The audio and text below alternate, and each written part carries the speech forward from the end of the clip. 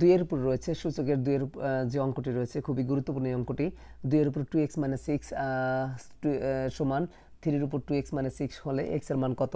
তো এই টাইপের যখন অঙ্ক হবে পাওয়ারগুলো সমান কিন্তু ভিত্তি অসমান রয়েছে। তো এখানে আসলে অঙ্কটা যদি আমরা যে সূত্র জানি যে পাওয়ার সমান হলে ভিত্তি সমান, ভিত্তি সমান হলে পাওয়ার সমান, যেহেতু পাওয়ার সমান তাহলে ভিত্তি 2 সমান 3, কিন্তু এটা কিন্তু অসম্ভব। এই জন্য এই অঙ্কটা একটু অন্য রকমভাবে করতে হবে। তো এখানে বলা হচ্ছে যে 2 এর উপর কিন্তু আমরা বলতে পারি 2x - 6 হবে।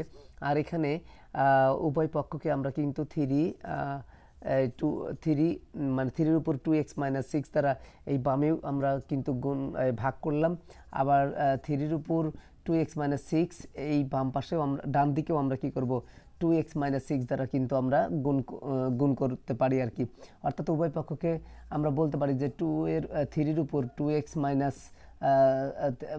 মাইনাস কত 6 দ্বারা কি করে ভাগ করে আমরা কিন্তু বলতে পারি ভাগ করে উভয় পক্ষকে।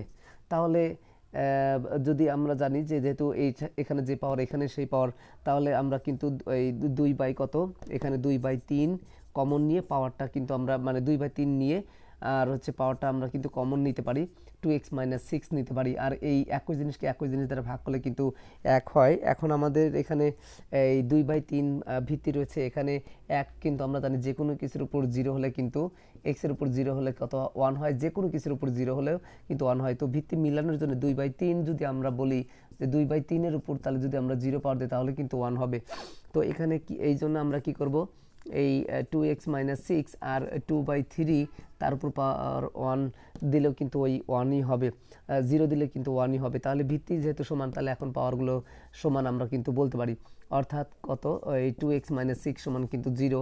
তাহলে এখানে 2x সমান মাইনাস আছে ওদিক যে কি প্লাস হবে, আর x সমান তাহলে এখানে ভাগ আছে ওদিক যে কত 2 দিয়ে ভাগ করতে হবে, গুণ আছে ভাগ হবে, 2 × 1 = 2, এখানে 3 × 2 = কত 6 সমান কত হবে 3 হবে, নিচে 1, নিচের 1-এর দাম নেই, তাহলে x এর মান 3 হবে। এটাই হচ্ছে আমার সমাধান।